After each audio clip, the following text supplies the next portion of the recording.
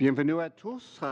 Welcome, everyone, to the fourth meeting of the Standing Committee on Public Safety and National Security. Welcome to the ministers.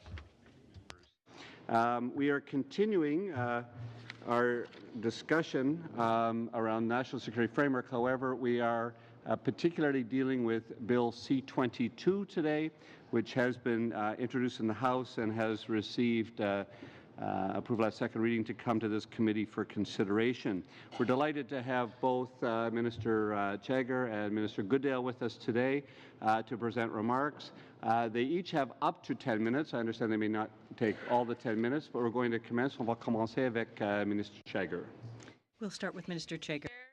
Colleagues and all present, I am pleased to be here with Minister of Public Safety and Emergency Preparedness to discuss Bill C-22.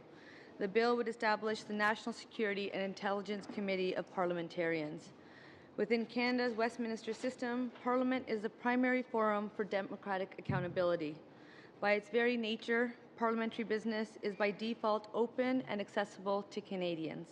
However, this presents a challenge with respect to the review of classified information regarding national security and intelligence activities. The purpose of Bill C-22 is to provide for a structured and responsible framework to securely share highly classified information with parliamentarians. When our government took office, we committed to doing things differently. One of my key priorities as government House Leader is to make Parliament more relevant by empowering parliamentarians and strengthening our parliamentary institutions. Bill C-22 is an important step forward in that regard. It will allow for a more meaningful engagement with parliamentarians in reviewing classified national security matters in a way that has never been done before. It will provide assurance to Canadians that government agencies are exercising their powers appropriately and are subject to appropriate oversight. I have no doubt that we can all agree with this objective. The projet de loi C-22 Bill C-22 is designed to provide the committee with a broad, government-wide review mandate.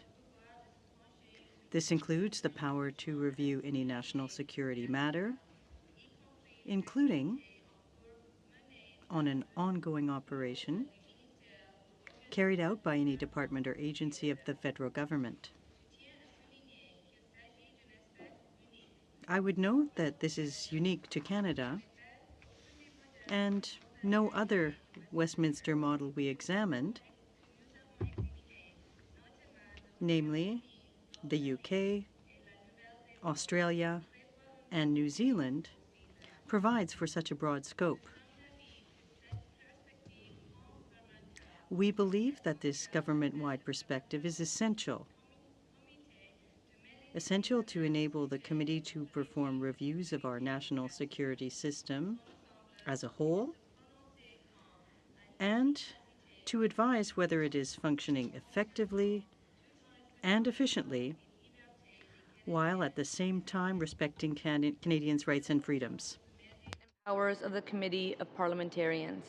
This ensures the committee will act with full independence from the government in deciding which matters to review and in reporting its findings and recommendations to Parliament.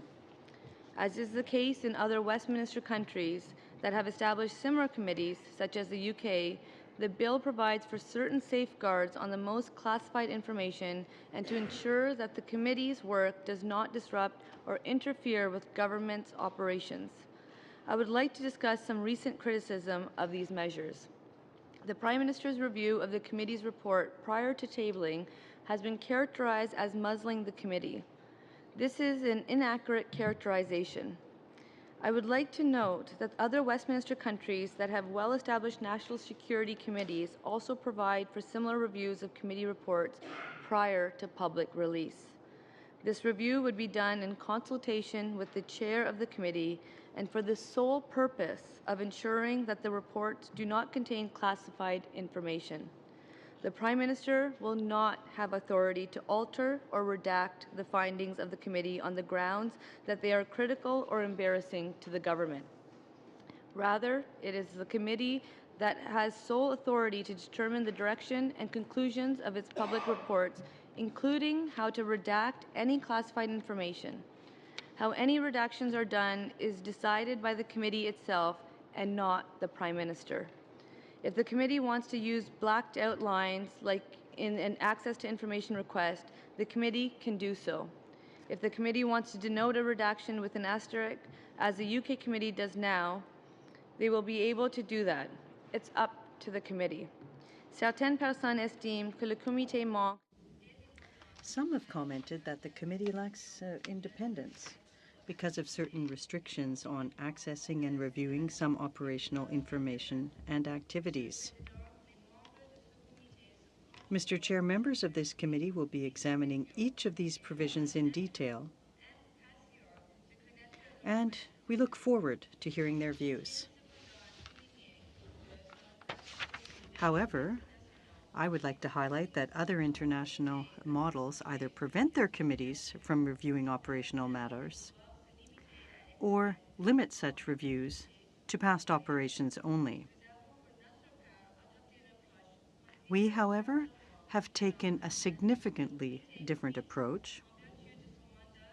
Under our approach, the committee's mandate and powers allow it to examine any matter it chooses. Intended to help prevent the committee's review from inadvertently interfering in or disrupting an active operation.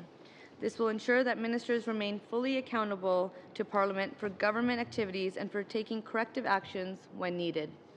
This is a fundamental principle of our system of responsible government. Le projet de loi 522 donne suite. Bill C-22 fulfills the government's commitment to establish a committee of parliamentarians. It provides parliamentarians with access to classified information so that they can directly assess government activities, thus strengthening the democratic accountability of those activities. That's good for now, Mr. President. Thank you. Merci, Mr. President. Merci. We're going to continue. Thank you, Mr. Chairman. Mr. Goodale. Thank you very much, Mr. Chair. It's a pleasure to be back with you once again, accompanied this time by the Government House Leader, and also, I would say, by my Deputy Minister, Malcolm Brown, to my right, and at the far end of the table, from the Privy Council Office, Ian McCowan and Heather Sheehy are with us today. And of course, the topic, Mr. Chair, is Bill C-22, the National Security and Intelligence Committee of Parliamentarians Act. La mise sur pied du mécanisme de surveillance. The establishing of a rigorous oversight of national security and intelligence was one of the crucial planks of our election campaign during the last campaign. It's an important component of the steps that we are taking to ensure Canadians are safe and at the same time to protect our rights and freedoms. As I have clearly stated on several occasions, Bill C-22 is the cornerstone of our approach, but it is not the only measure that we will take. Our multifaceted approach to national security includes creating an Office of Community Outreach and Counter-Radicalization with funds that were committed in the last budget, improving the no-fly system, particularly with respect to redress and appeal mechanisms, ensuring full compliance in all respects with the Charter of Rights and Freedoms, protecting the right to advocate and protest, providing greater clarity regarding warrants, better defining terrorist propaganda, mandating a full review of anti-terror legislation after 3 years, and consulting Canadians, including parliamentarians, subject matter experts, and members of the public about what else should be done to achieve the dual objectives of protecting both our security and our rights. It was in the context of these consultations that I appeared before you a few weeks ago, and I know that this committee has since traveled the country to hear Canadians on this broad topic of national security.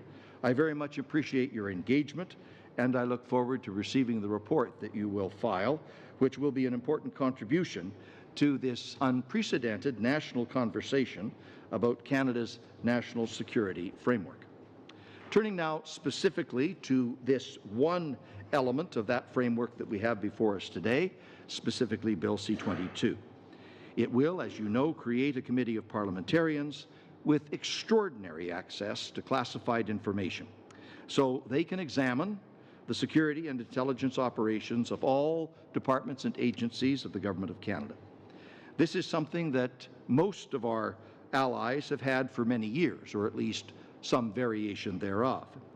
And it's an initiative that many in this country have been advocating for many, many years, including this very committee back in 2009, and other parliamentary committees, including those in the other place, and the Auditor General, and at least 2 judicial inquiries.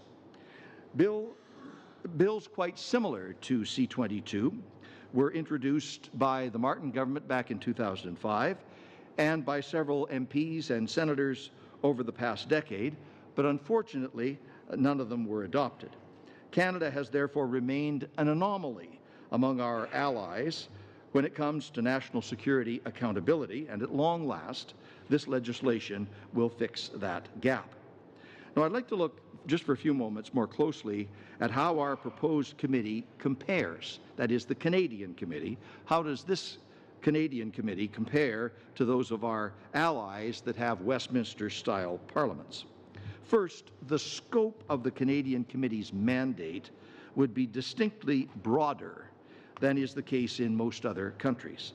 Bill C-22 mandates the committee to review, quote, the legislative, regulatory, policy, administrative, and financial framework for national security and intelligence, as well as, quote, any activity carried out by a department that relates to national security or intelligence. In other words, the committee would be empowered to examine activities across the entire federal government, including operational matters, and to follow the evidence wherever it leads.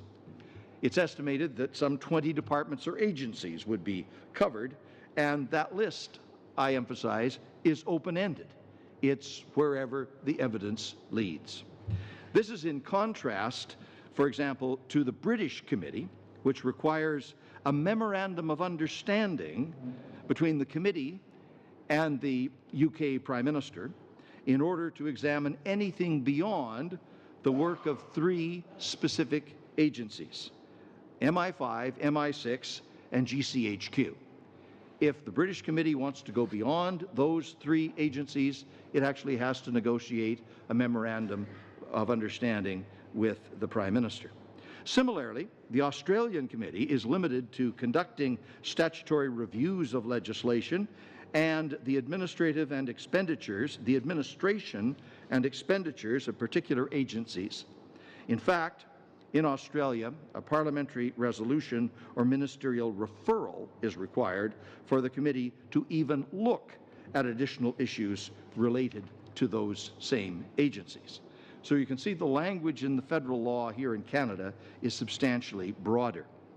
With respect to our Canadian committee's access to information, a matter that several members raised during the second reading debate, again, I think it's useful to examine the way that these committees work in other countries. In the UK, a minister may prevent information from being disclosed to the committee on the grounds that it is sensitive information, which, in the interest of national security, should not be disclosed. That's the British rule. In New Zealand, a witness may decline to provide information to the committee on the grounds that it is sensitive and that it would not be in the national interest to disclose it. And it is up to the Prime Minister to overrule if he or she determines that disclosure is desirable in the public interest. And in Australia, ministers can issue certificates preventing witnesses from giving evidence to the committee in order to, quote, prevent disclosure of operationally sensitive information. Our allies have lists of types of information that cannot be disclosed, such as in Australia, for example, information that would or might prejudice national security or the conduct of foreign relations. In New Zealand, information likely to prejudice the maintenance of the law, including the prevention, investigation, and detection of offences. And in the UK, information that might, quote, provide details of operational methods. Clearly, our allies recognize the need for some discretion to ensure that committee investigations do not jeopardize security. And we agree with that principle. That's why, for example, C-22 allows a minister to step in if he or she determines that a review would be injurious to national security. However, because of the extensive scope of the Canadian Committee's mandate, and because C-22 deliberately does not bar the committee from examining operational matters, our Canadian version will have investigative authority that generally exceeds that of its equivalents elsewhere.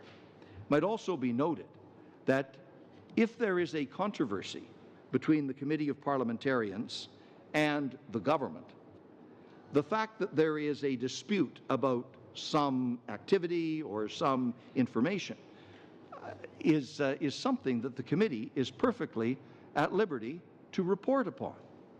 And if the committee, consisting of 7 members of Parliament and 2 senators, reports an accumulation of incidents where the committee does not appear to be getting the cooperation of the government, that in itself will become a very serious discipline on the government. And the controversy will not go away until the committee gives the all-clear signal. Finally, another matter that was frequently discussed at second reading was the committee's annual report and additional special reports. The House Leader has made reference to this. I simply want to underscore the importance of it. As is the case in the United Kingdom, the committee, that is the Canadian Committee, will send its reports to the Prime Minister before those reports go to Parliament. And, as in the case in the UK, the Prime Minister may have certain elements redacted on the grounds of security. And that, I don't think any of us would agree, is unreasonable. When we're dealing with classified material needs to remain classified. But that is the only purpose for referring the report to the Prime Minister. He is not in a position to otherwise edit, alter, add to, or change the committee's report. It is simply for the purpose of protecting classified information. And I suspect that power in the Prime Minister would be used pretty infrequently in any event, because the committee itself would not want to publish classified information. I think we all have a common interest in making sure that such information is protected.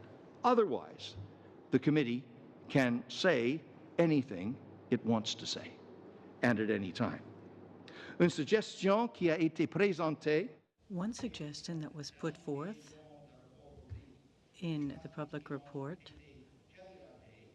with respect to parts that are blacked out, and that's something that I am open to. I'm open to all proposals made in good faith that could help us to achieve our dual objective, which is to ensure that the national security framework works efficiently and effectively to keep Canadians safe, while at the same time protecting our rights and freedoms. I encourage you to keep in mind also the international context in which this committee will exist and in which our Canadian arrangements need to be seen as credible. Those who have gone before us in other countries in developing this kind of review and oversight have all recommended to us that we start prudently and that we learn by experience. The MPs on this committee will need to become familiar with the unique and extraordinary role and responsibilities that they will have. The committee will need to earn the trust and the confidence of the public. and equally the trust and the confidence of the agencies that they oversee, along with the other review bodies that already exist in the federal system. And on this point, I would quote former Senator Hugh Segal, who had this to say about how to get this committee started on the right foot. He said, the model suggested in C-22, namely a committee of parliamentarians chosen by order in council, as opposed to a parliamentary committee elected by the various parties in the House and the Senate, is the right choice and mirrors the initial form of oversight chosen by the United Kingdom. Moving to where the UK Committee of Parliamentarians is now, after decades of operation and a proven track record on trust and discretion, would be a mistake. That's Senator Segal. Well, you might remember that when this bill was introduced in June, one of Canada's foremost experts in national security law, University of Ottawa Professor Craig Forsays, said that the committee created by Bill C-22 will be a stronger body than its UK and Australian equivalents. I agree with that. And he said that it will be a dramatic change for Canadian national security accountability. I agree with that too. Bill C-22 will finally give Canada the necessary parliamentary scrutiny of security and intelligence matters that we have lacked for far too long. And then down the road a bit, after 5 years of working experience, we will have the opportunity to review the legislation and amend it at that time if we believe it is then necessary. Mr. Chairman, may I just close with this observation? I noticed that the makeup of this committee has changed since my last visit here, and may I welcome Mr. Clement as the critic for the official opposition. I wish him well in his new responsibilities. Thank you, Ministers, and I knew that Minister Goodale would be able to take up the time that was left over by Minister Jagger. We're going to turn to questioning now, and just a reminder that you're welcome to question either minister or their officials. Mr. Brown has been with us before. We welcome Mr. McCowan and Ms. Sheehy to the most effective parliamentarian committee that exists on the Hill right now. I'm not biased. I know you like effectiveness. And I open questioning then for a 7-minute round with Ms. Demoff. And thank you to both ministers for being here today, and also for your leadership in bringing this bill to us. We were on the road, as you mentioned, and although we weren't studying Bill C-22, oversight came up repeatedly in our meetings, and it's something that the public has been asking for, and so we're very pleased to see this before us now. Certainly, this is only one piece in the puzzle of oversight, and I'm just wondering, and I'll let either one of you answer these questions. I'll put it out to whoever thinks is best suited.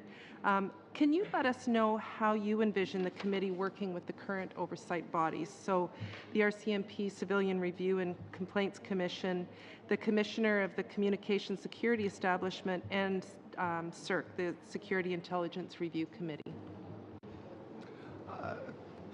Ms. Damoff, they all have to work together in a cooperative manner. And the bill in Section 9 instructs the new Committee of Parliamentarians to work together with each other to ensure that they are covering the ground that needs to be covered, but as much as possible avoiding duplication. That's a general instruction. And this may be an area where at some point we will need to provide more definition. That could be done through regulations, for example. But I think it's wise to start with to say to the new Committee of Parliamentarians and the other review bodies, you all have the public interest at heart. You all have different talents and strengths and different resources to bring to bear. Spend some time with each other, understanding how you can best work together. If they cannot work this out in a collaborative way, which is the hope expressed in Section 9, then the government may need to provide more explicit instruction. But I think it's wise to at least give them the opportunity to see what working arrangements they can arrive at themselves. And I know from talking to the administrative people who work at SECU, for example, that they are quite looking forward to this new collaborative arrangement, and believe that the Committee of Parliamentarians will bring something very valuable to the process of oversight and scrutiny, and that they obviously have something of value to contribute, and they can develop a collaborative relationship. If that doesn't materialize, then the government will need to be a bit more prescriptive. But I hope it comes by consensus. Okay, that's great. Thank you. If I can just also echo, just to build off of what Minister Goodale has said in regards to the mandate that the Government House Leader that I have received, is actually the commitment of putting in place a different style of government, and actually, empowering parliamentarians to take the leadership roles. And something that Minister Goodale has said so eloquently is that each parliamentarian has something to offer, and Bill C-22 is just an important step in the right direction. Thank you. Could you fill us in on how Bill C-22 responds to the recommendations that Justice Dennis O'Connor made in the Arar report? He was quite emphatic in his work in suggesting that this was a serious gap in the Canadian architecture. So in putting together C-22, we're responding to one of his principal recommendations. It's also consistent with the findings of Mr. Justice Iacobucci in his public inquiry as well. There will be, I'm sure, different administrative arguments about this structure versus that structure. We have tried to take on board in our consultation here what a whole variety of previous parliamentarians have done, what the public inquiries have done, what the Auditor General said, and also the experiences of other countries. And I think we've come up here with a unique Canadian model that best suits our circumstances. But this, providing a committee of parliamentarians to bring this new dimension of oversight to the Canadian security and intelligence community, something we've never had before. Mr. O'Connor and others said fill the gap, and this legislation in fact does that. Thank you. You touched on this in your opening remarks about how you had taken the best parts and different parts of different countries, and I know you had you met with the UK Intelligence and Security Committee of Parliament. You've had discussions with other countries as well. Could you maybe elaborate a little bit more on that, on how that's all reflected in Bill C-22?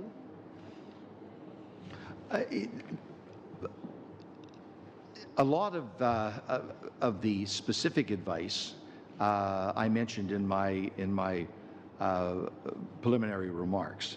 That is how to deal with certain activities, how to deal with certain information, whether there should be a list of sort of boilerplate types of information that would not normally be provided to the committee. Let me just give you one example. The identities of sources.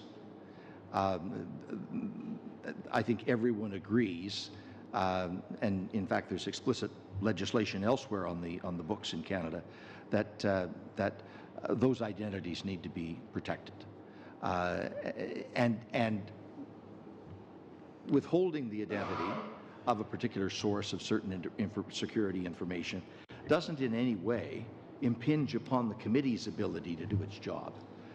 So the summary of what we took into account was included in those opening remarks. But I think that the key principle that I heard over and over again from the British and others is begin in a prudent way, begin in a cautious way, and as the committee develops a track record, as the committee develops experience and expertise, as its body of research begins to expand, then at a future date you can change the law accordingly. But you're dealing with something important here, which is national security, so don't make a premature mistake. Mr. Clement, for 7 minutes. Thank you, Chair, and thank you, ministers, for being here and officials for being here. It's great to be on this committee, and I acknowledge that the work that has to be done on this. We had a difference of opinion in the previous Parliament, but that difference of opinion is now settled, and now we've got to make it work. If I can misquote Lady Macbeth, who said, if it were done when 'tis done, then 'twere well it were done quickly. In our case, it's 'twere well it were done right. And that's our responsibility. So I'm going to go back to the Liberal Party election pledge, which said that the promise was to create an all-party committee to monitor and oversee the operations of every government department and agency with national security responsibilities. That was the Liberal pledge. Now, what we see in, for example, Section 14 of the bill is, a veritable kitchen sink of exclusions from what the committee can look at. Queen's Privy Council, cabinet documentation, and so on. I get that, although PCO is very broad sometimes in their definition of what is cabinet documentation. So we have to ward against that. Ongoing defense intelligence activities, I get that. Disclosure in the witness protection program, sources, I get that. Then information relating directly to an ongoing investigation carried out by law enforcement agency that could lead to prosecution, which could be pretty well anything that the security agencies are doing. So I guess my first question to you is, how can we make sure that this committee is effective if there are so many exclusions, to the extent that anything that is ongoing is excluded? Aren't we just a second Security and Intelligence Review Committee at that point? Or what is so special that we can say that this committee can do when ongoing activity is all excluded from the purview of the committee? Well, that section, Mr. Clement, and again, welcome, refers to a police investigation, not any ongoing activity, but an ongoing police investigation. But presumably every investigation has a police investigation, or many do. Many will have a police well, component to it. maybe not. But the objective here is to make sure that the work of the committee is not impinging on a police investigation and in some way compromising that investigation. If there is more appropriate language that you might consider or recommend, we're certainly prepared to take it into account. It's not intended to seal off a great area from public scrutiny. That is exactly the opposite of what we intend here. So if there is some more precision in that language, that we could maybe consult with the Department of Justice and see how it could be more appropriately phrased. I appreciate that offer, Minister, because I think we all want this committee, if we're going to have a committee, let's make sure it's effective. Exactly. And not wasting everyone's time. That's the whole point. Similarly with the PM's ability to redact, and I believe, Minister Shager, in your remarks, you turned to that topic, and you said that this is to protect, it's only be used sparingly to protect certain classified information. So again, I point to the language in the bill, which is broad and expansive, and I put it to you that if there's a way that we can take what you have said in your remarks and apply them to amendments to this legislation, that might be helpful to define exactly what the PM can redact and what he or she cannot, because otherwise it's too expansive and the committee could be left without critical information. I take it you're referring to basically here Section 21, and again, if you think the language there doesn't properly capture our intention, we can look seriously at remodeling that language, because the only purpose for a reference to the Prime Minister is to protect classified data. And similarly with ministerial vetoes, again, I understand the need for a sparing and rare cases of ministerial vetoes, but again, we don't want to drive a Mack truck through that and leave the committee toothless. And one of the disciplines on the process, the committee could certainly do this, but if you think we need to make it explicit, empowering the committee to report on the number of times they've run into a difficulty with a minister. And simply that public exposure would draw to public attention whether or not there's a chronic problem. Can I now turn to the role of the announced chair of this committee, Mr. McGuinty? I'm not sure which one of you wants to take this on, but first of all, when Mr. McGuinty was announced as the member for Ottawa South was announced, he was reported to be receiving a bump up in his salary of about $42,000. Has that started yet? So he is. No. He's not being paid right now? No, there is at this stage there is no committee, therefore there is no chair, therefore there is no payment. But I note that I seem to know that there is a chair, and because it was announced by the government. So I'm just wondering, what was his role when he visited London, for example? I believe that there was a meeting with MI5 or one of the British organizations. Can you elaborate a little bit on that? He participated in discussions both in London and here in Ottawa with various representatives of the UK committee and their security organizations, just to assist in the work of consulting in advance of this legislation. Well, and the other thing is about meaningful consultation with the parties and with Parliament. I'm hoping you'll. Well, I would put it to you, sir, that appointing or declaring a committee chair before the bill has even been put before this committee or before voted on by Parliament, that's a fairly unusual and curious procedure. The point, Mr. Clement, of the consultation was to get going as rapidly as possible.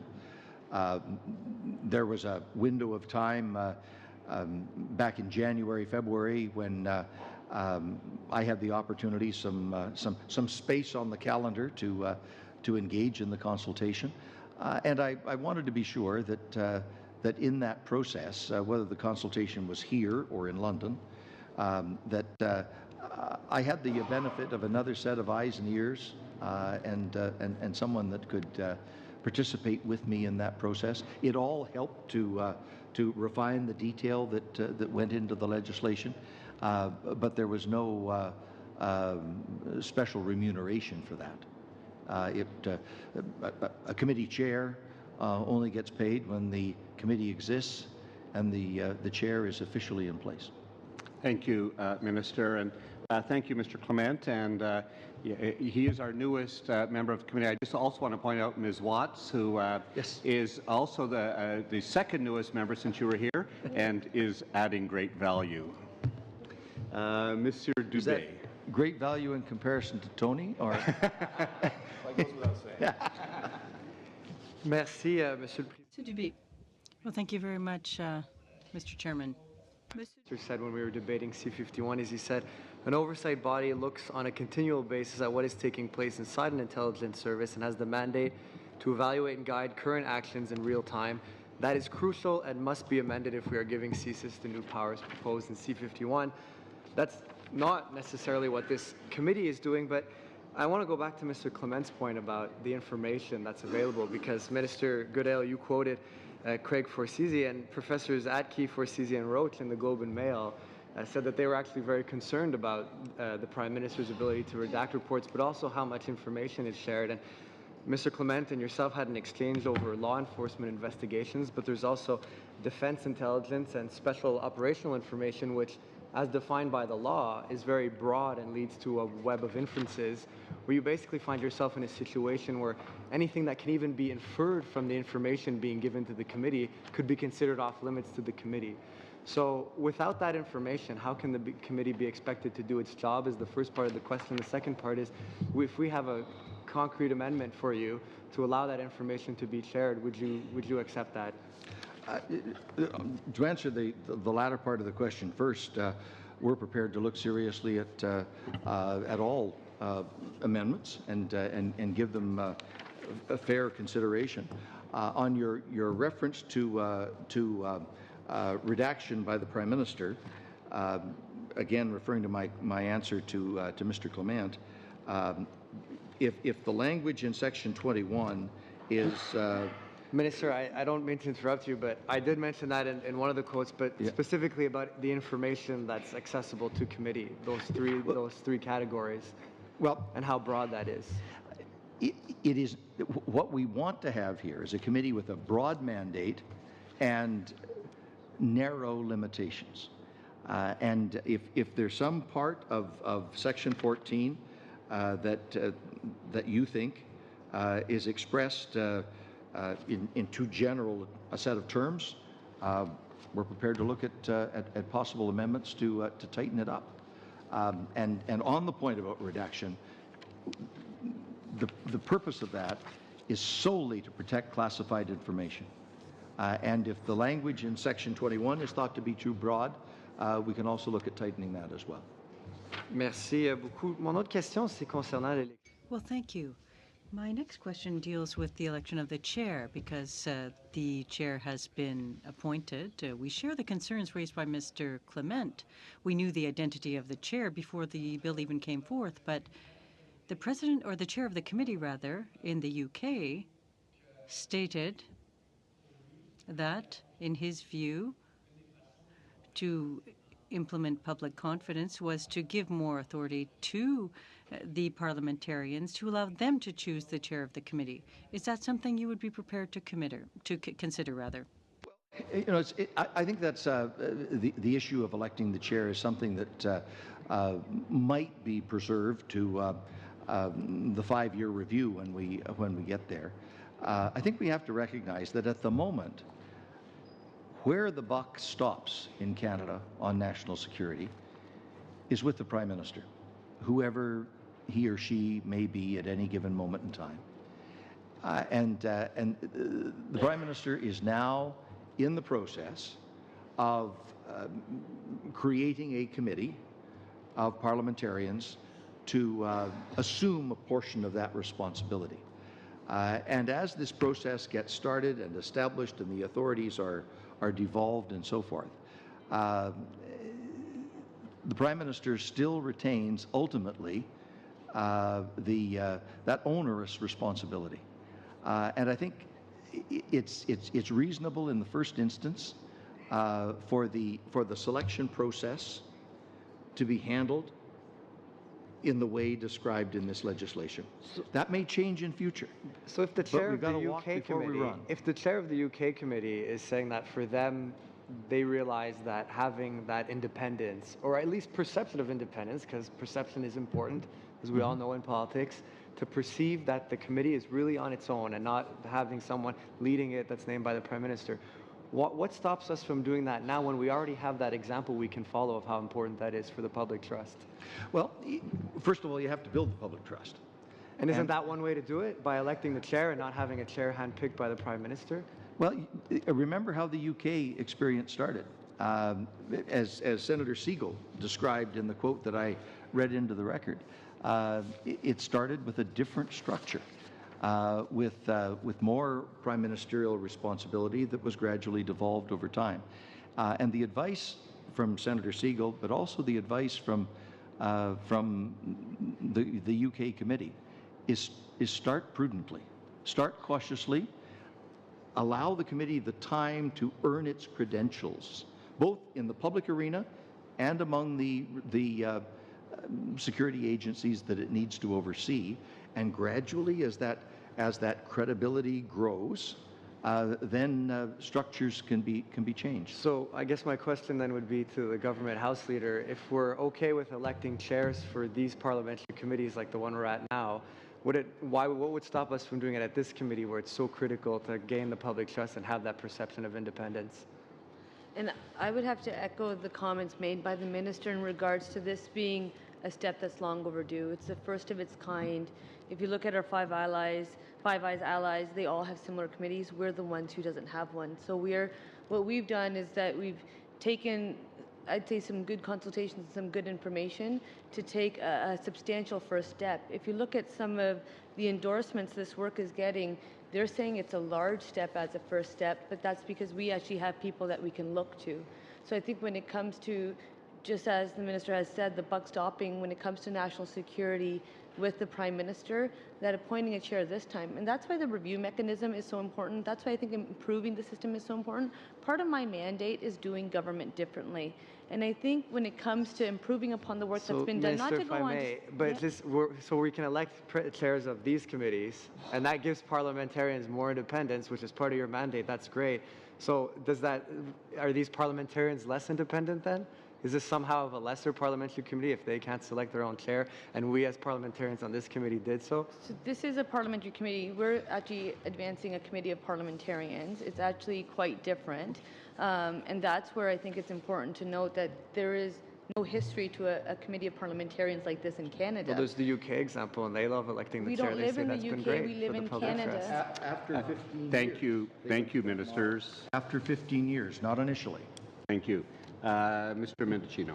Thank you, Mr. Chair. Thank you to both of the ministers for appearing and for all of their hard work in shepherding this legislation into law.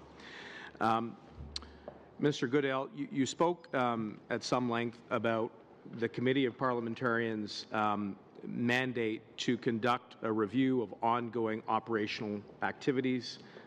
One expression that you used was that the committee will be able to follow the evidence wherever it leads. Now, there are some limitations to that statement. Mr. Clement pointed out what some of those limitations are in the draft legislation, and you have summarized the rationale underscoring those limitations by saying that, for obvious reasons, we have to be very cautious about allowing classified information which would be injurious to national security into the public realm, and I think that's a sentiment that all members of this committee would share. What I would like to ask you about, though, are what you described as the general powers of investigation of this committee.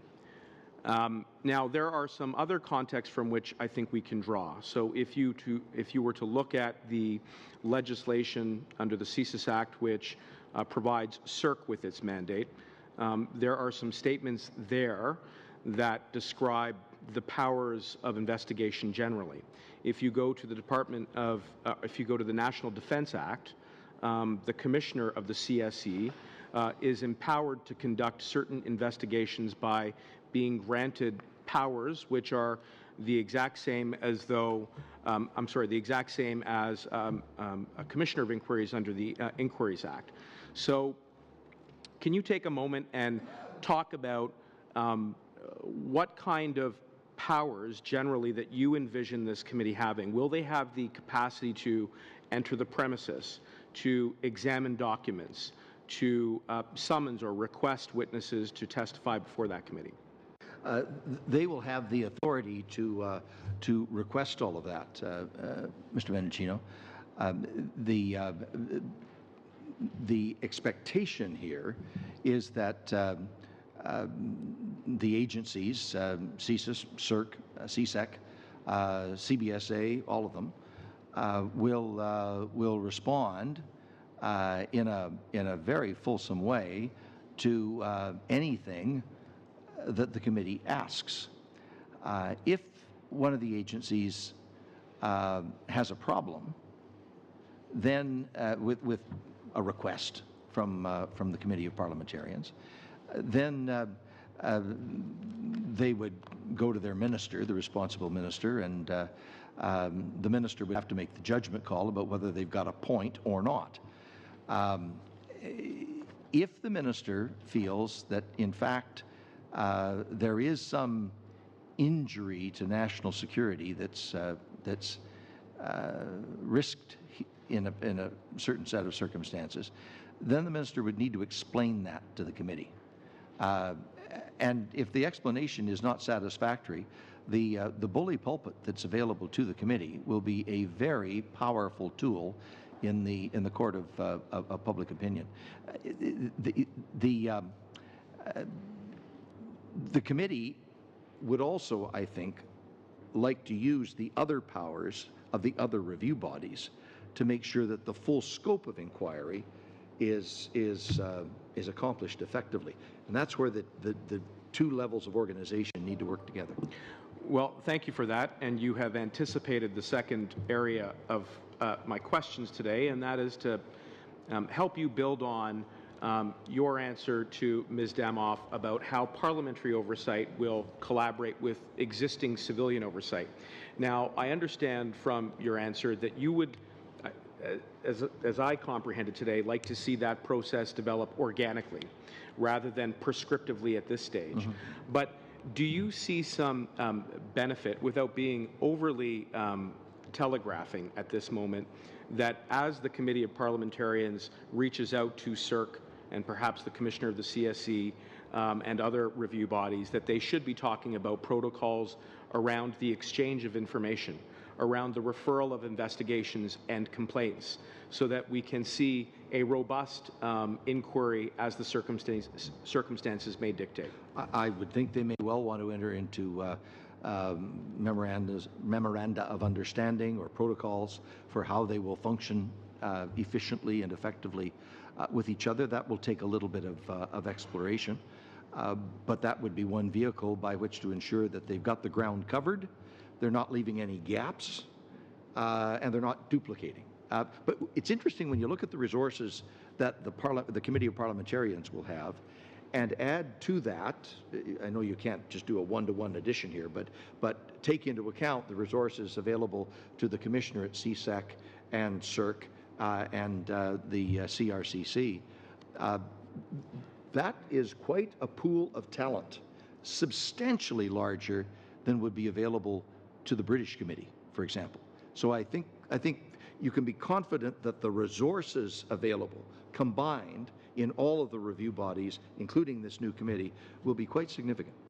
And my last question, if I've got just 1 minute, Minister Chagger, if you could just elaborate a little bit on why you believe that this legislation does support the principle of an independent committee. Thank you.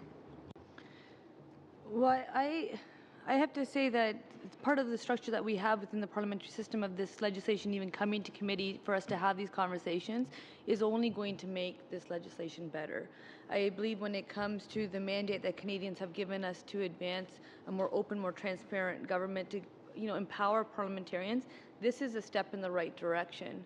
We know time and time again that there's not been a mechanism of such in place, and that's where I have to agree that the pieces need to work together. Having legislation like this in place and having these meaningful conversations will allow us to arrange for those details in, I believe, a more collaborative way, rather than trying to infringe upon people's territories as we've kind of done in the past. So I think this is a step in the way we've kind of brought it out and had a conversation during the campaign, continue those discussions, engage with Canadians, and then are here at this table being asked these tough questions, I think is going to put us to a very good spot to start. And I'm actually excited that we are looking to review it, because I know, as the Prime Minister says, better is always possible. So thank you. Thank you, Minister. Ms. Watts.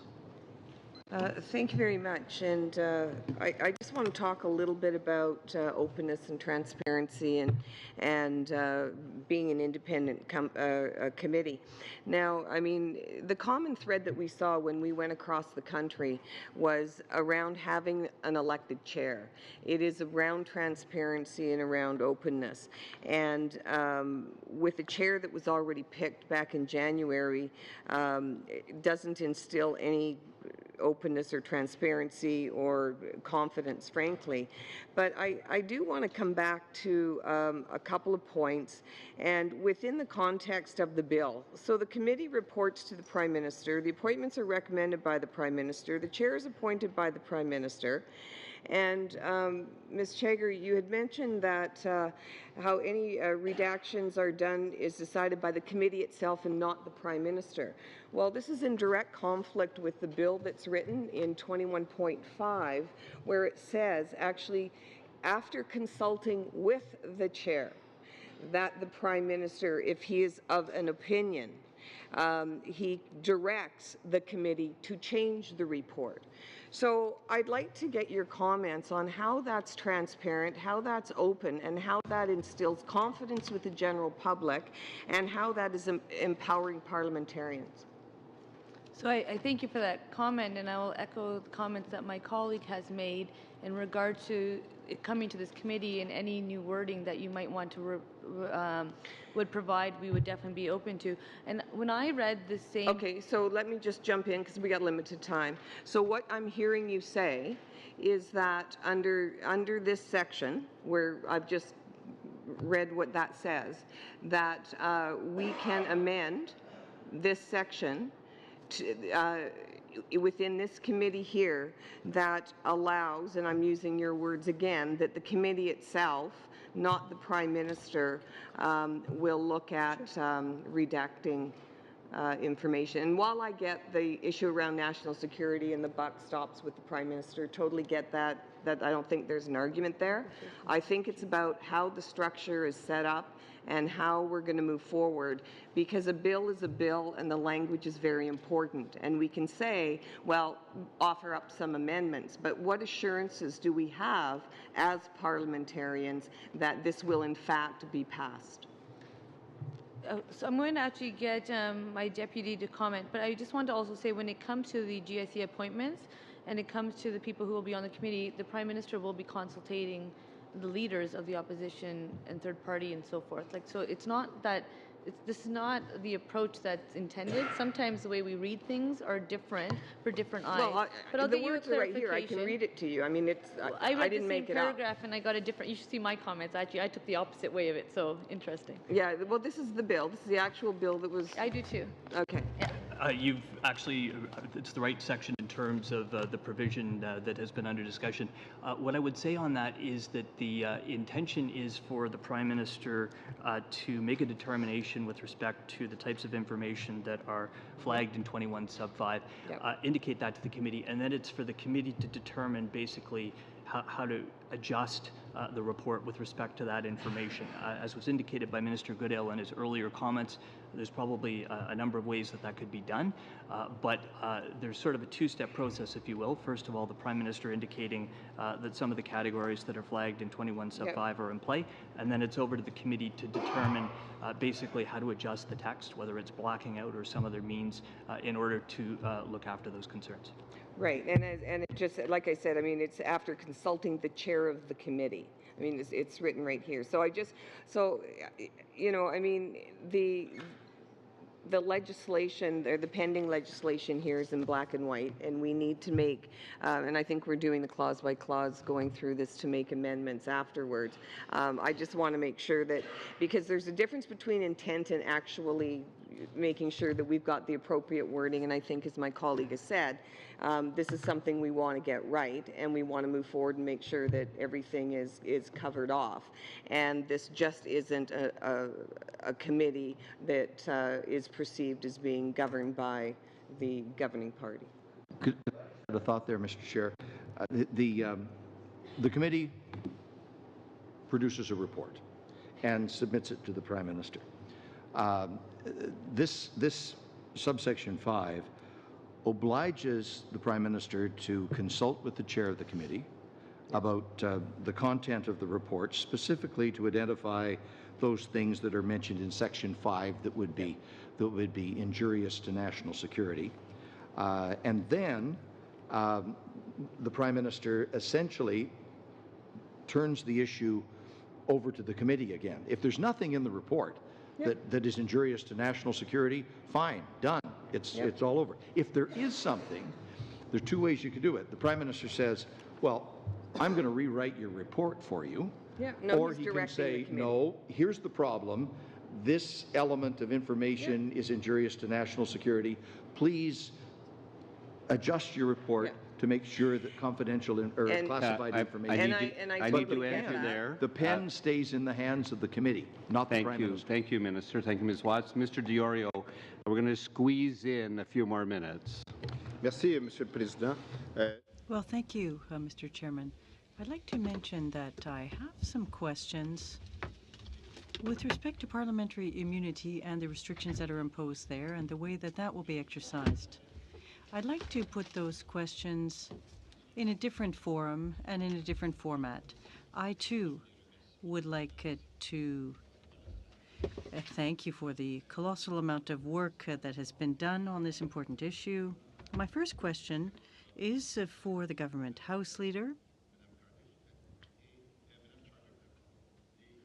Ms. Chaker. And the question is this. Now, I understand that this committee will be an independent committee of parliamentarians, according to the bill. In these circumstances, will the Parliament be authorized to examine issues that are similar to those chosen by the committee? Committee gets See, the committee will be examining their own agenda. What prevents Parliament from examining the same issues? the access to information. So the committee that we are proposing will have access to information unlike anyone else. And that's why the seriousness of this legislation is so vast, is that you will have access to information that parliamentarians in general would not have access to. Not only will you have access to the information, you will have, just like the Minister has said earlier, you will have the right to ask for access that we've never had parliamentarians ask for before. And if it's being denied, it will have to be explained why it's being denied. And then this committee will have the ability to report on that to say it's been denied. And I believe that is a substantial difference from where you're coming from and where this legislation is coming from. Une question aussi pour l'honorable ministre Goodale. And a question for the Honourable Minister Goodale. Can you tell us what are the most urgent issues that the committee should consider and examine? With every passing day, Mr. Lario, there's a new set of urgent issues that the committee could well examine. Let me just provide an illustration. It's in provincial jurisdiction, so it wouldn't be directly applicable. But in the context of the controversy in the last number of days in Montreal about police activities in respect of the media, there may well be concerns among the members of this future committee about the rules, regulations, procedures, due process that apply to those sorts of investigations. And it may well be that the committee would say, we need to look at that. We need to determine whether all the proper standards are being adhered to make sure of two things. Are we being effective in keeping Canadians safe? And are we safeguarding and respecting our rights and values and freedoms in an open democratic society?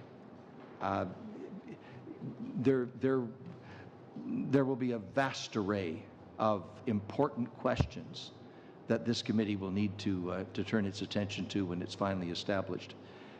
And I think that's going to be one of the challenges for the committee coming right out of the gate, is establishing its own priorities. And it's critically important that the committee establish their own priorities. The Act provides an authority for the government to ask the committee to look at something. But first and foremost, the committee itself needs to decide what's important. And then they conduct the investigation in whatever way they deem appropriate, in whatever order.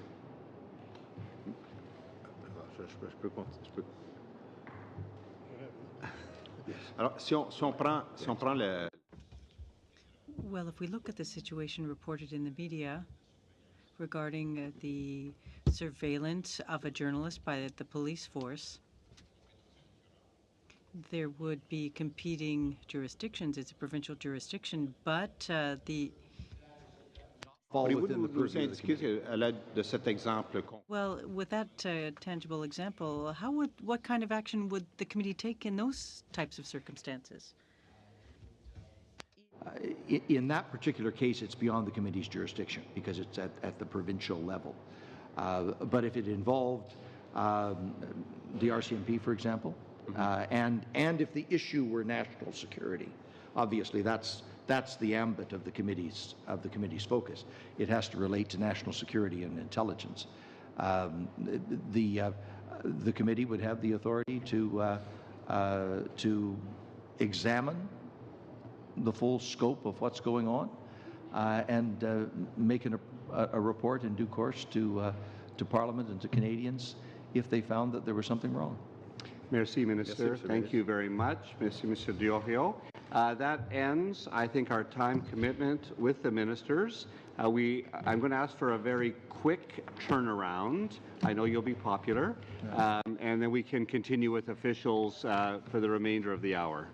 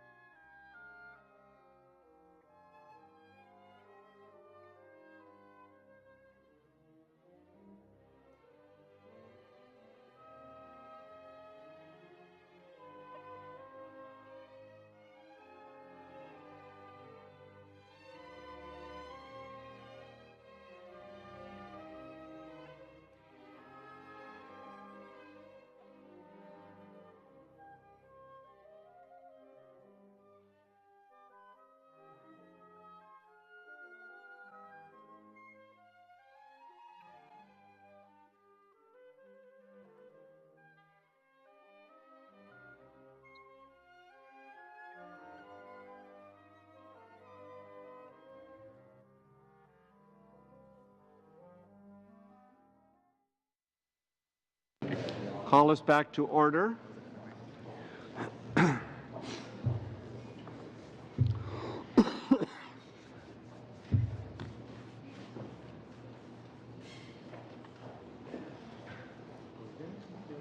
It truly is an august group we have as witnesses. Thank you all for being with us today as our committee finds out your opinions with respect to oversight, which does touch on some of you. We're going to begin our second round of questioning again at the top, and we go to Mr. Erskine Smith, who has a round for 7 minutes. Wait, actually, let's take a couple of minutes just to introduce the witnesses. I think that would be good. We know most of you, but a couple of you are new. So we begin, on va commencer avec Monsieur Colombe. Introduce yourself and your agency. Michel Coulombe, direct. Excuse me. Madame Picard. No, there's no name. I can't see a name. Madame McPherson, merci. Thank you. Good afternoon. Linda Lazat McPherson, Canada Border Services Agency, Agence des services frontaliers du Canada. Michel Coulombe, directeur du service canadien. Michel Coulon, the head of CSIS.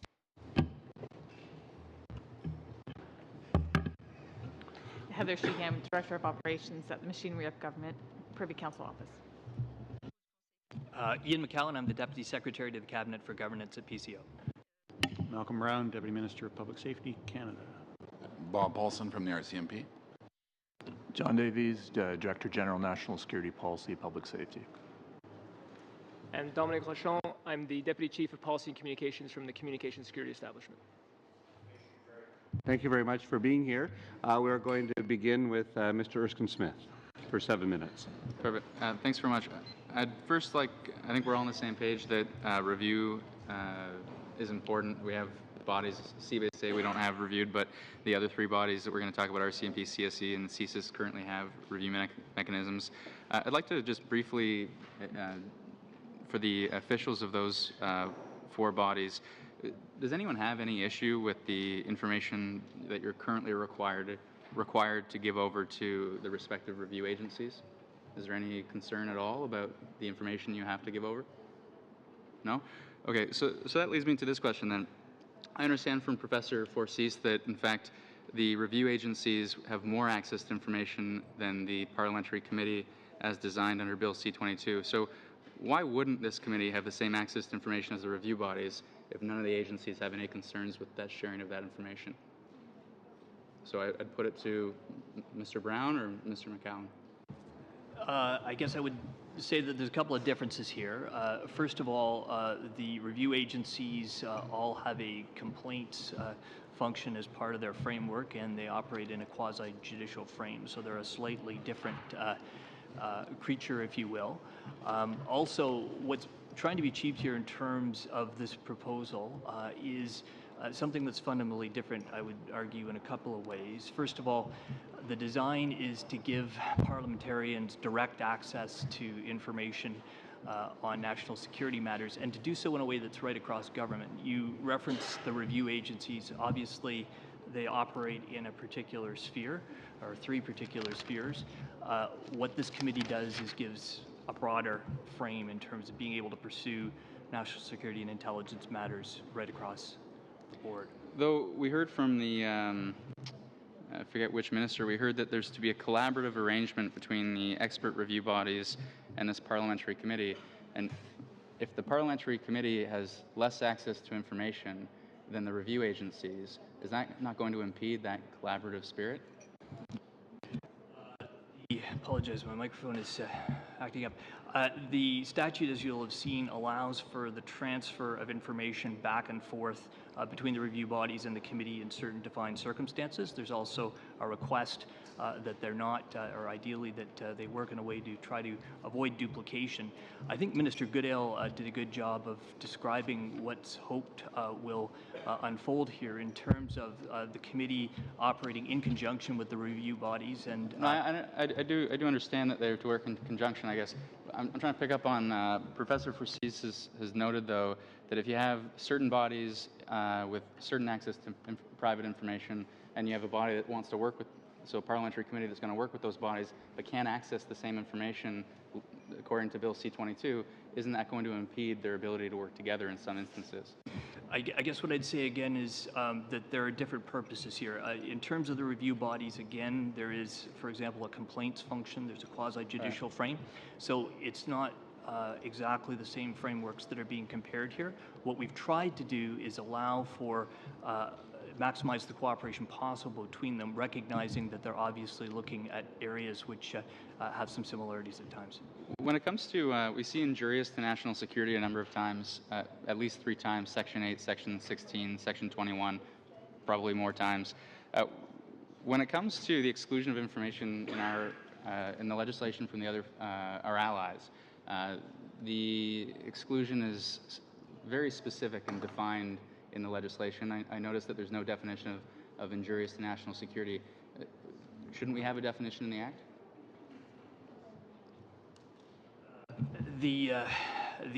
There's no definition for national security intelligence. There's no definition for injurious to national security. These are terms that are used elsewhere in the legal framework. They are felt to provide the necessary guidance in terms of the relevant decisions that you just referenced. I think Minister Goodale indicated earlier, though, in terms of suggestions for amendments, that he was willing to look at whatever the committee might offer up on those fronts. But I guess what I'd say is the words that were used were the best we could find in terms of trying to fashion the necessary threshold. So when it comes to the ability for the minister to exclude, so we have Section 8, sub B. The minister can actually shut off investigations directly. No reasons need to be provided to the committee. We have under Section 14 a number of exclusions. Again, no reasons need to be provided to the committee. But then we see at Section 16, reasons do need to be provided to the committee. I wonder why, again, if I look to the UK, the minister is compelled in all instances of refusal to provide information about that refusal. Shouldn't we be doing the same thing? As you noted, there's only the one instance in the statute where reasons are required. If the committee feels that determinations are being made in an appropriate way, obviously they will be able in their reports to make note of that and to flag the fact that in their view there is a problem that's occurring. The various clauses that you referenced are different decision points. The first one obviously talks about review of national security matters at a high level, and then the other ones talk about access to specific information. But in terms of answering your question, what I'd say the bottom line is that if the committee is not satisfied with what they're seeing, they're perfectly at liberty to note that in their report. Talking about the interface between the committee and agencies, and it's interesting to note this bill was obviously significantly modeled on the UK legislation. In the UK, my understanding is that the committee interacts directly with the agencies, and the idea there is really to establish trust between the agencies and the committee at the end of the day. And we need, I think the minister made a good point, this is a first step. We need to actually build not just public trust, but trust between the agencies and parliamentarians. In this bill, those interactions, the request for information, all flows through the minister. And I wonder, wouldn't we be building up more trust as between agencies and this committee of parliamentarians if there was a direct interface and the parliamentarians were asking for information directly from the agencies?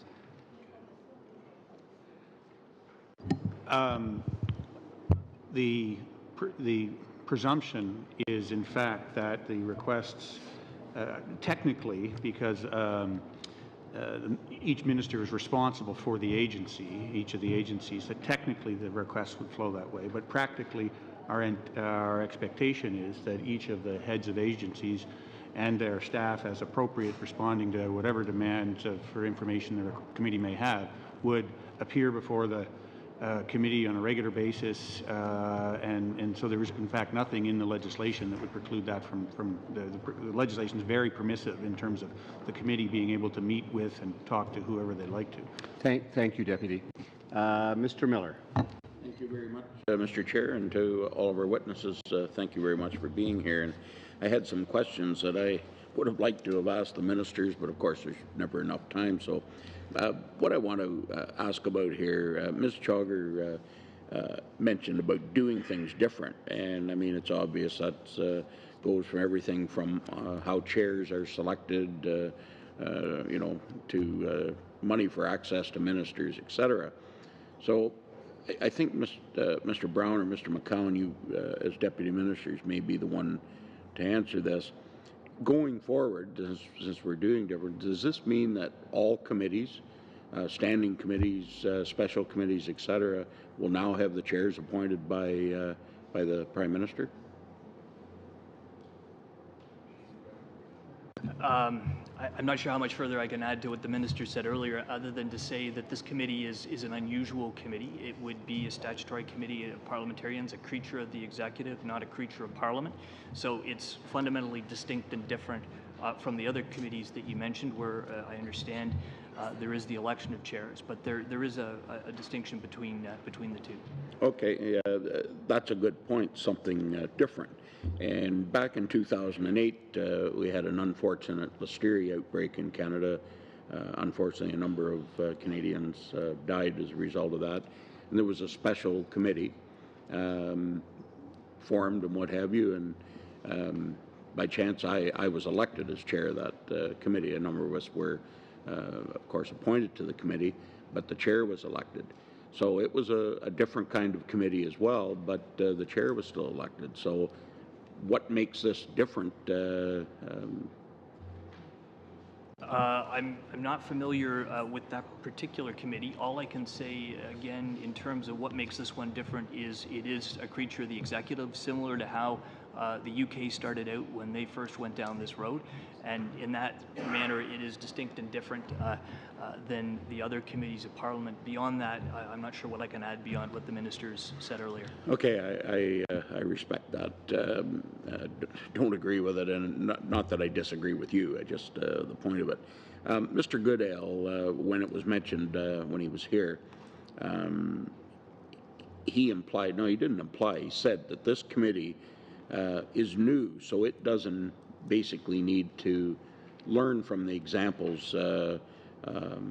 From Britain or anyone else. We know that Britain had this committee in place for a long time, and I believe it was in 2013 they did a review of it, and they made some major changes, which was to do with reporting to the committee, reporting to Parliament, not the Prime Minister, etc. So my question would be, would it not be prudent to learn from other countries? I could say learn from mistakes. I don't think the British committee or framework was a mistake. It's just that you learn over time, and they made some changes, and Canada isn't adopting that. I think the minister, when he responded earlier to a question in this area, what he'd indicated was similar to the UK. We were starting with a certain basic framework, and then the UK over time, it was a fairly long period of time before they made it a committee of Parliament, but as the relationships grew and the committee grew, if you will, they hit a point where they decided to move over and become a committee of parliamentarians, or a parliamentary committee rather. So that's obviously something you'll have noted. There's a 5-year review that's built in. I'd imagine there'll be a regular review of the statute, and assuming that the bill is passed in its present form, parliaments of the future will be able to review if we reach a point when the evolution that happened in Britain will happen here. But that's something that I guess we'll have to see how it unfolds. Yeah.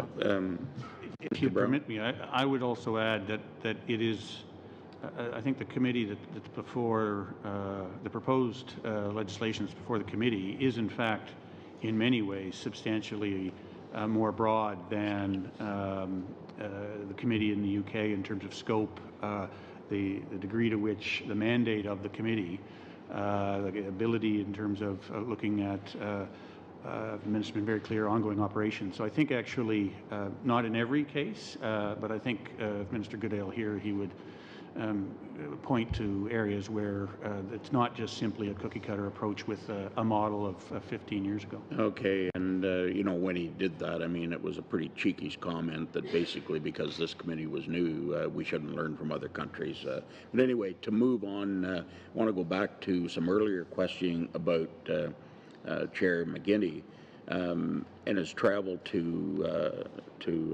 Britain, I believe it was, to London and France. So travel isn't free. Obviously, somebody paid his travel. Who would have paid that travel? Was it was it the government? Your department? I believe it was the Department of Public Safety, but I can confirm that for you. Okay, and even though he hasn't been elected as chair. That would be correct. Okay. Well, I'll confirm that, and we'll get. Certainly, thank you. Incorrect, we'll correct the record. Okay. And my last question is a question for members here, witnesses here from CSIS, RCMP, Mr. Paulson, and CERC. Is there anything that any of you see in this framework or oversight committee that would make you nervous? From every now and then things come up, unfortunately, but anyway, I'll open it up, and if each of you could comment briefly on it, I'd appreciate it. Nothing from my point. Okay, thank you. Same here. Nothing. We've been living with a review for 32 years, so we're used to it, and there's nothing that makes me nervous. I know I still got a little bit of time. I guess I'm in the bill. Not over. Is there anything, gentlemen, that you think should have been added to make the system work better?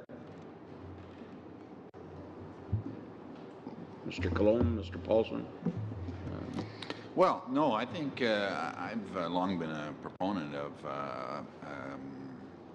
a committee of parliamentarians to look into national security. I think, from my point of view, the challenges and the nature of our work is very complex, and I think the more we can share with people, the better it'll be understood.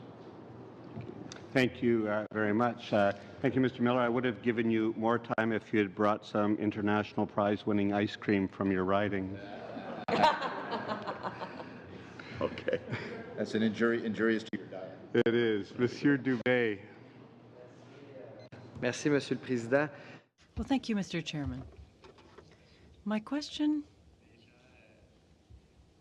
is primarily for the departmental witnesses, PCO or public safety, with respect to the authority or powers of the Prime Minister to redact the reports. Now, the Minister said it was to protect classified information, but when we talk about information that could be injurious to national security or international relations, it seems to me that the definition is quite a bit more vague. If we look at this internationally, for example, that might well mean information that would embarrass the government. So why would it be drafted that way? Why not having specified information that is classified that the minister could redact from the report? Respond on the drafting question, but I'd say two things very quickly. One is I think the nature of the information, the threshold will be very high. The expectation is that it's not just that it's inconvenient. And the other is a specific suggestion that you had in terms of classified. It's probably all classified, even information that would be much of the information to be shared with the committee will be classified, and the degree to which agencies and ourselves are prepared to work with the committee to ensure as much information as possible is released. But in terms of the specific wording, Ian? Yeah, the intent was to try to get as specific as possible in terms of requiring that whatever the redaction is fits into one of these specific categories. So these are categories that exist in other parts of statutes, but the aim was to be specific in terms of tying a redaction request to a very specific rationale in 21 sub 5. Donc, si je comprends bien, vous... So if I understand correctly, then you don't think it's possible to be more specific? Dale had indicated in answer to an earlier question was that he was open to suggestions from committee members on any possible amendments he was willing to consider. So I would think in the spirit of that, if there's an alternate formulation that you think is a better capturing of the spirit and intent of what the ministers described, I'd imagine that they'd certainly be willing to look at whatever suggestion you had. Certainly the intent is to be very economical with any redaction that might be required. You can look at examples in recent UK reports where it's a few words, and in some places it's more because of the nature of some of the reports they've done. In other cases, no element of a report is redacted, even though it contains references to what I'm sure the colleagues, my colleagues, your UK colleagues would view as very sensitive, but there's still a way to provide as much information publicly as possible. Merci. L'autre question que j'avais, c'est... Well, thank you. The next question that I have deals with the information that we would have access to. Now, if we look at operational information, there's a vague definition, and what underlines that, what is inferred, would also be excluded. Now, legislation exists to prevent employees to speak out, government employees. Is it really necessary to put the same limits on a committee of parliamentarians? Because it's quite broad when we talk about the information that would be shared. Is it not possible for the, or well, in fact, why was it necessary to have so many limits imposed on this information that could be shared? Scenario that you're concerned about? Yeah. So if I look at special operational information, for example, and all the idea of inferences being also part of that understanding in terms of access to information, that my understanding is that that's broadly defined, specifically when we think of government employees, for example, and wanting to have the law be as broad as possible. Why was it necessary to apply it that broadly to a committee of parliamentarians that are tasked specifically with review and oversight? My colleague may have some more thoughts. The objective of the statute is to give as much possible access to sensitive information to parliamentarians. And the flip side of that is that there are some checks and balances in terms of the information. You're referring, I think, to Clause 16 in terms of the reference to special operational information. In order for that to kick in, you would have to fit under, as you're aware, not only the definition of special operational information in the Security of Information Act, but you'd also have to have a determination that was injurious to national security. So those two items together present a discrete requirement, two conditions that need to be met, which from the perspective of drafting it's certainly a fairly contained requirement. Was there something within the specifics of one of the elements of the SOIA that you were concerned Mais je comprends juste que c'est très vague. Ça peut être Well, it's so vague, it could be open to interpretation. It could prevent a lot of information. During the course of the operations of the statute, any of these exemptions are used in a way that the committee determines to be, in their sense of it, too heavy-handed, they can certainly make note of that in the report. And one of the checks and balances that's embedded here is with the annual reporting mechanism, it's possible for the committee to aggregate, if you will, their experience in terms of dealing with the various agencies. And if they determine, for example, that in relation to one department there is an issue in terms of how Clause 16 is being applied, that's something that they could make note of in their report. If I might just add, as I understand it, and my colleagues may want to intervene as well, the phrase special operational information is actually very precise, and it's quite narrow, and it's in the context of having a particular impact in terms of a activity that may, that it may have an impact on an ongoing operation, which is at a critical point. Not that it would be indefinite, but that at a critical point sharing that information, or that it might be information that is particularly sensitive to sources, etc. So it's actually quite a precise phrase, and so it might be worthwhile exploring the context around that. I just want to, just really quickly, just because if I look at a list of things here that can be included in SOI, you got targets of intelligence agencies, signal intelligence capabilities, efficacy of encryption systems, protection of sensitive networks from foreign hackers. Don't all those things go to the core of the mandate of this committee that this committee would want to look at? Yes, but that is not, it's the interplay of those issues along with the potential damage. The mere fact that those issues are a subject matter the committee is looking at addresses those issues, doesn't preclude those issues necessarily from being shared with the committee. I think the question becomes one where a head of the service, RCMP, feels that there is a particular risk associated with it, and the obligation, the practical obligation, will be that the head of the committee, or the head of the service or agency involved will have to have an engagement with the committee. The committee can then say, no, we still would like to have that information. Then there's an engagement with the minister. Beyond engagement, that's how it's defined, right? Thank you. Well, but it's in the context of a very specific and narrow understanding of that interplay of the risk. It's not just all information in that context, but also that the sharing that information will be injurious to national. I need to end you there. Mr. Dubé rarely goes on long. I gave him a little latitude today, so I'm afraid he's at the end of his time. Mr. Spengeman. I'm going to take us back to a more general level, and just to return to the Minister's comments that our fundamental task here is to balance two public goods, which is our charter rights on the one hand and effective public safety and security on the other. And I want to put to you that probably the most important asset that we share as elected officials across to the bureaucracy is public trust, and is public trust in government. So I wanted to ask the four heads of our security, representatives of our security establishments and agencies, if you could each give us your views of the expectation of this committee once formed and how it could help your organization to improve or strengthen public trust in government.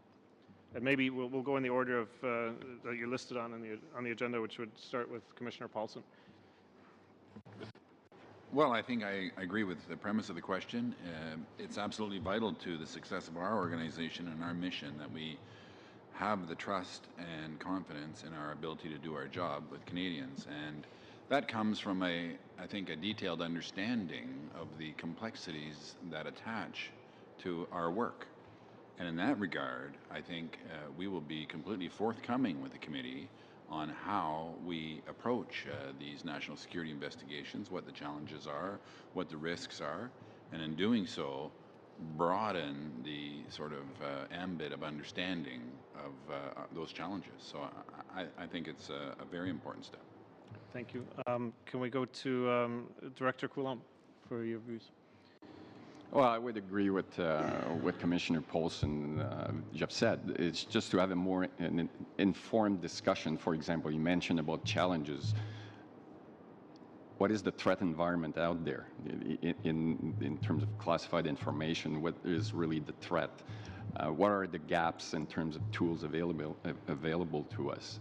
So I think that you would have that informed discussion with parliamentarians, and then the public would know that we can have that discussion with a member of parliament. Okay, thank you. Madame Lizotte McPherson. Thank you. I think trust is absolutely essential for us to fulfill our mandate, trust with Canadians and parliamentarians. So I think the role of the committee is key in terms of increasing awareness and understanding of the domain, particularly understanding the threat environment, some of the gaps. And this is a complex area, so I think a more comprehensive understanding and dialogue will be very beneficial. And Deputy Chief Rochon. Actually, I'm not surprisingly going to agree with my colleagues, but I will say that it'll be a welcome opportunity to provide a picture from the security and intelligence community. Often when something happens, we're often questioned either through the RCMP lens or the CSIS lens or the CSE lens. I think this will provide a nice opportunity for the security and intelligence community to speak with one voice, and the committee will have an opportunity to strategically look at the community as a whole. And so very much welcome the opportunity to be able to have that. That's helpful. A couple of more specific questions, if I may, and I'll put them to whoever's wanting to answer. With respect to international intelligence sharing, I'm assuming that in each of your four areas, that's something that you're invested in quite heavily. The security and intelligence establishment is heavily networked internationally. What constraints, if any, do you see with respect to this committee's ability to examine defects or even best practices in international intelligence sharing, because it involves other jurisdictions to which this committee would need access?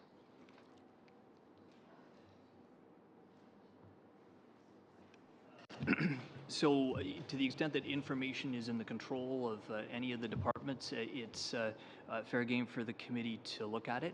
In order for the committee not to have access, one of the exceptions would have to apply. So either something in Section 14 or something in Section 16. But as long as it's in the control of a department, it would be part of the discussion for the committee. Okay, and to take that further, let's assume that there's an instance where intelligence should be shared with another jurisdiction, and that jurisdiction is not forthcoming to the extent it may have been in the past. Is it, in your view, within the ambit of this committee to then approach that other jurisdiction and make inquiries? I'm not sure I understand the scenario. The committee, we wouldn't be in receipt of intelligence any longer? Well, there may even be a scenario where intelligence is not shared that should have been shared. It's hard to know what proving the negative is a challenge. So I think it would be Well, to put it in more simple terms, would the committee be in a position to approach another jurisdiction to make inquiries with respect to the quality and the extent and the common practices of intelligence sharing? I think the committee would be free to approach whoever it would want. There would be no extra obligation, legal obligation on other countries to respond. Have there been any preparatory discussions with other jurisdictions in anticipation of C-22 that committee may make inquiry on the practice of intelligence? The partners are aware of our activities and the proposed legislation before Parliament, but Ian? What I'd say is it's really up for the committee to decide where they want to go in terms of where they can explore. The statute gives them a certain range of powers and there are certain restrictions, but within this framework, it's up for them to decide where they want to pursue, and we'll just have to see where they take it.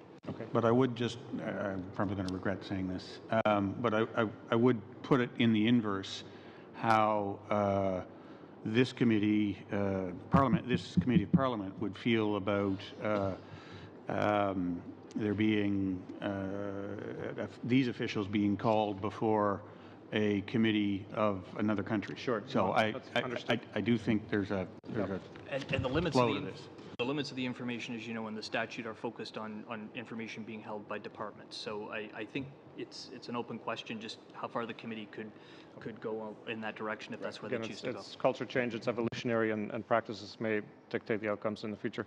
My last question, time permitting, is what constraints, if any, do you see in terms of public engagement in the area of security overall? We all represent this committee as being the link to the public, but in light of classification levels and a subject matter that perhaps is not well understood by the public, how good a link will this committee be to the Canadian public? Very briefly. I think the annual reports are going to be an opportunity for parliamentarians to speak to Canadians once they have had a chance to immerse themselves in the issues, the documents, whatever issue they choose to pursue. And once they have done that, they're going to have a regular chance to write a report, which Canadians will get a chance to see what their assessment is of the wider range of activities that are going on this front. Thank you, Mr. McCallum. Mr. Clement for 5 minutes. 5 real minutes. Okay. Well. Real absolutely. I'm just going to drill down, ladies and gentlemen, just a little bit more on the definitional issue, because I do see that I can see both sides of this issue, injurious to national security as an example of that, where it's hard to define, and the fear would be that if we define it, something would have been excluded that in essence shouldn't have been excluded, or vice versa. So that's the issue before us, and I'm reminded of the American jurist who was saying about another issue that you can't define it, but you know it when you see it. And I understand that, but I think we should at least try to create some parameters that we can all live with, because you know, when you see it in section 16 and then in section 21, it's also part of, in section 16, it's part of special operational information. It's special operational information plus injurious to national security.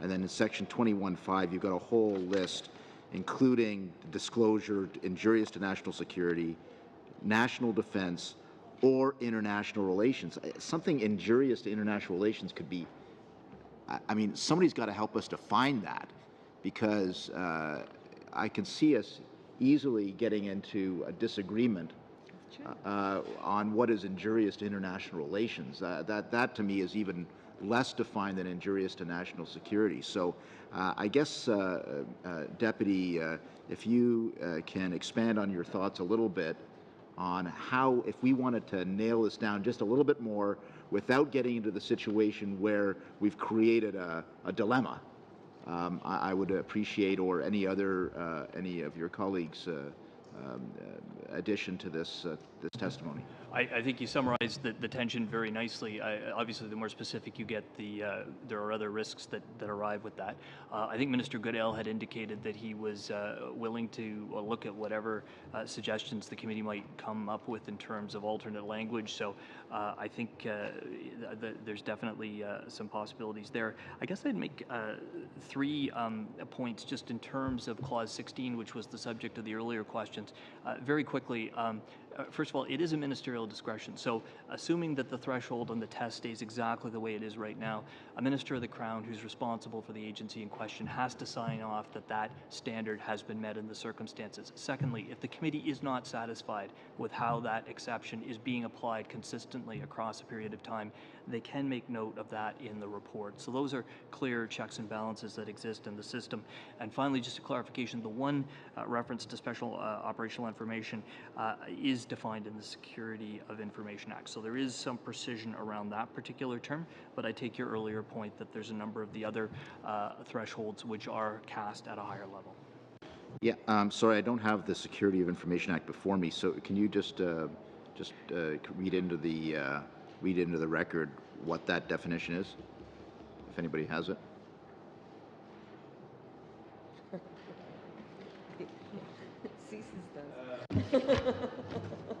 I think this is the right section of the Act.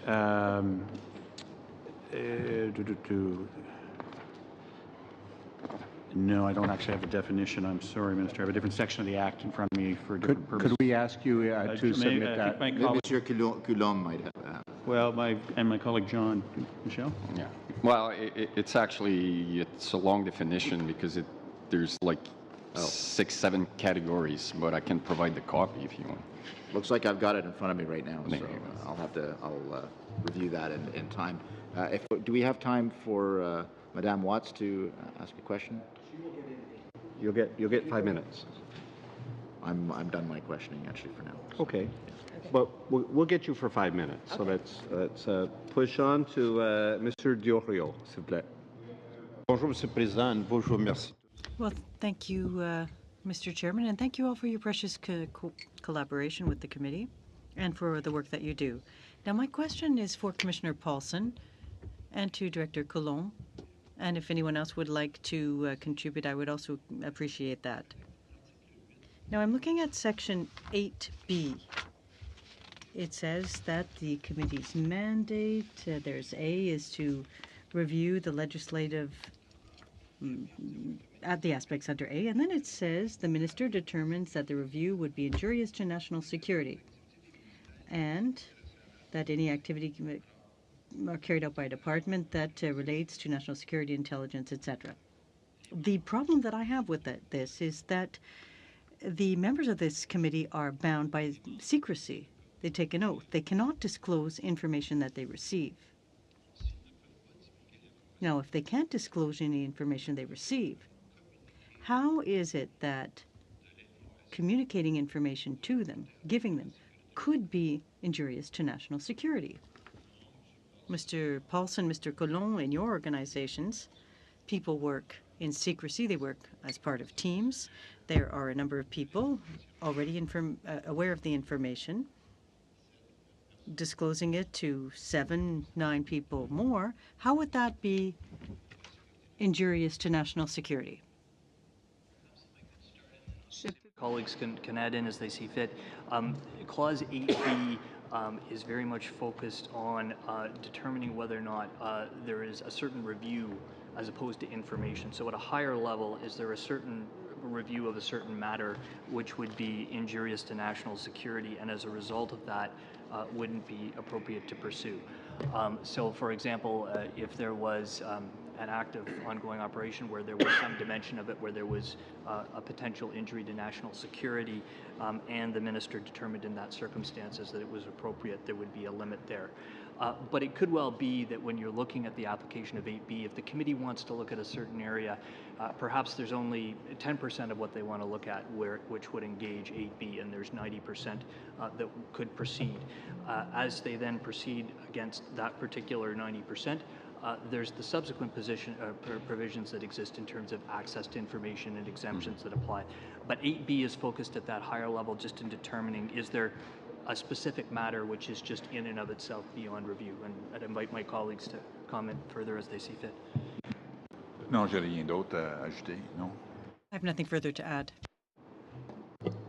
Peut-être juste un exemple.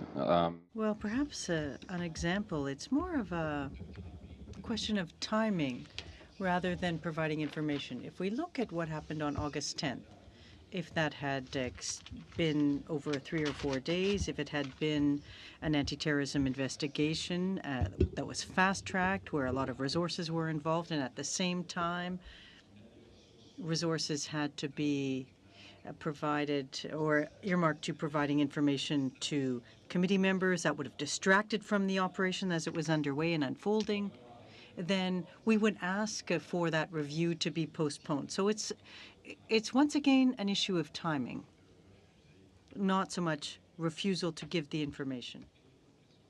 Well, another question then for Mr. McCowan. If you look at 11.1, there is no time limit indicated.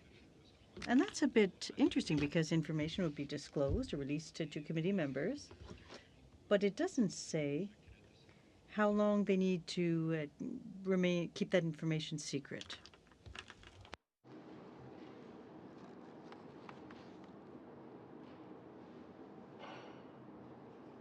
They need to keep it confidential. Forever? Yes.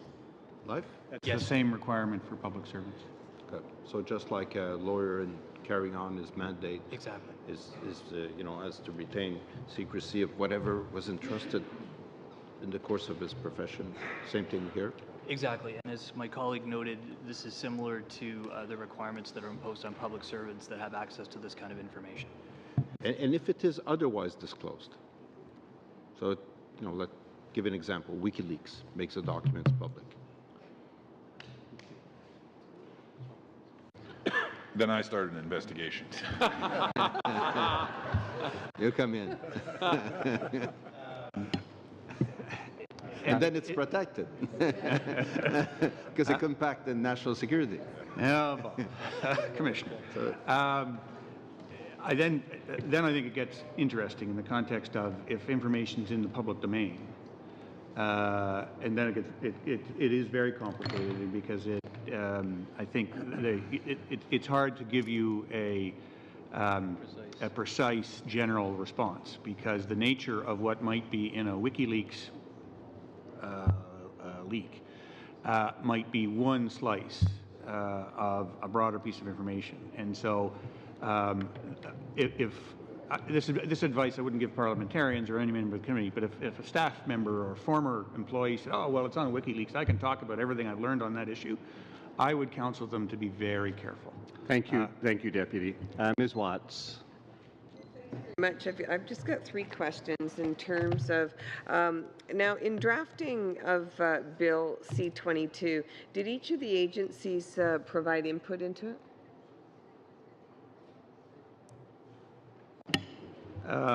Each of the agencies were briefed as they were kept informed. I think there was ongoing consultation. There was certainly close consultation with the portfolio, the role I play or my department plays for the portfolio and other partners around town. Ian, would you add anything?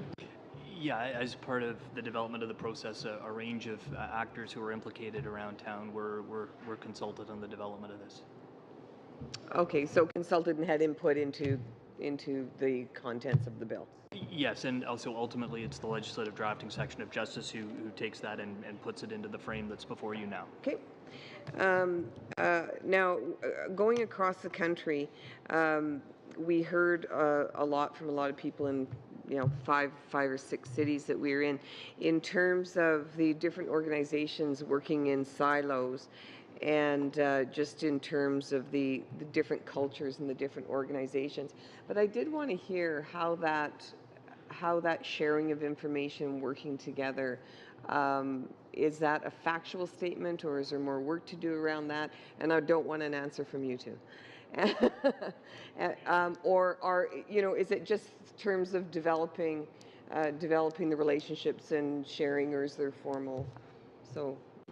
Okay, well, just maybe really I'll start and talk about the sort of crucial relationship with the service and to a lesser extent with other partners. But we have a very, developed and sophisticated framework that has guided our relationship, and so it is a very successful relationship. It's very active, and we're sharing and comparing information. For example, my colleague spoke about the events of the recent driver case, and how, and that's a very good example of how we collaborated not only with the service but with the FBI and others. So it's very, very active and strong. Okay. Anybody else want to add to that, or no? Okay, it's all good. Bob, I just want to ask you just another question here. In terms of some of the resources that have been reallocated and moved into national security, can you talk about the gap that's left within the organization to fulfill other obligations that, across the country? Yeah, it's not as I've spoken to this committee last time I was here, in fact, about the impact on our sort of financial integrity work and organized crime work by taking those skilled investigators and bringing them to work on national security files. But it's always a question of priorities and assessing priorities, and it has been a gap and a challenge in those other areas. But And just with border security, because that was one of the things that we heard as well, is that, again, that there's, just in terms of pulling people away, that there's gaps in the integrity of the border services. Is that a fair and accurate statement? I would say we continue to look at what our priorities are, where the gaps are, and align and realign resources. That's something we do on an ongoing basis, depending on threats. So it will adjust depending on the needs. Okay. Thank you. I would like to take the chair's prerogative to ask one question of Mr. McCowan, particularly with respect to Section 21, but elsewhere in the bill. It is referred to the person of the Prime Minister. And I would like your understanding of the interpretation. Is that the person of the Prime Minister? Is it the Prime Minister's office? I don't see any delegation, and I don't see any other classified person, so I read it as only one person. I read it the same way. Okay, I wanted to clarify that and have that on the record, because we're not talking about the Clerk of the Privy Council. We're not talking about anybody else. It is the person. Yes, the Prime Minister is free to seek advice from, as is any minister, to seek advice. Seek advice and show the report, the draft report from the Parliament, the Committee of Parliamentarians? Oh, is that the question you're asking? I mean,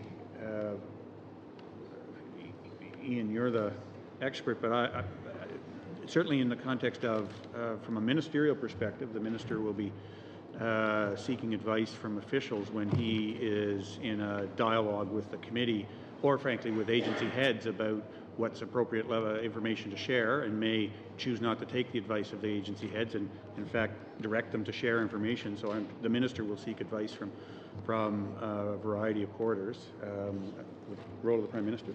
Yeah, so the Prime Minister is given this express power in the same way that ministers are given express powers elsewhere in the statute. He's capable of taking advice from different quarters, as ministers are, in terms of making various decisions under statute. But in terms of the framing of the statute, sorry, 1 second if I could.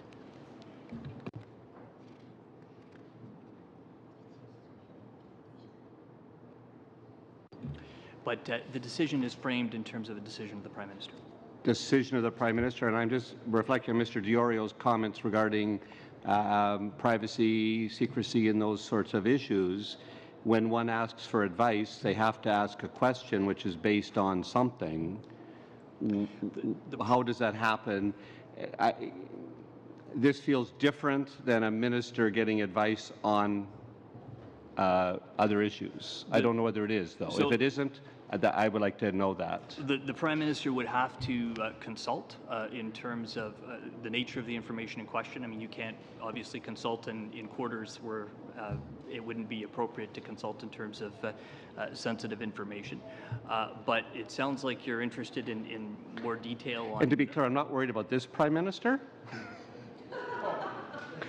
You never know in the future.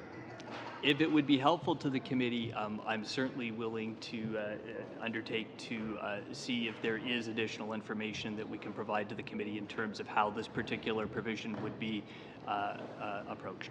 I'd like that. Thank you very much. Mr. Mendicino. I don't think I've got much time, do I?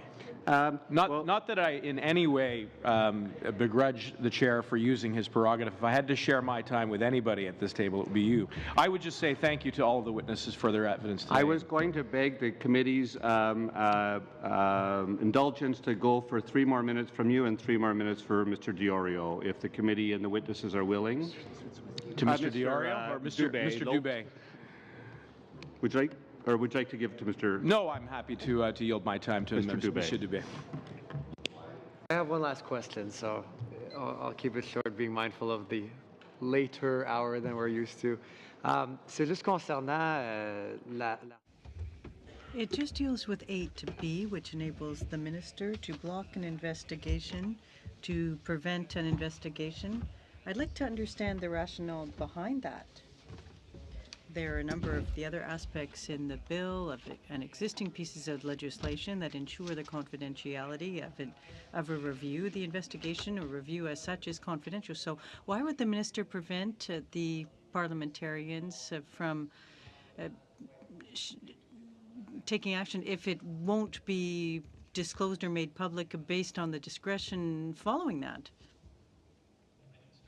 My colleague can join in as he sees fit. So in terms of maybe the way to, I want to give you a good answer to your question.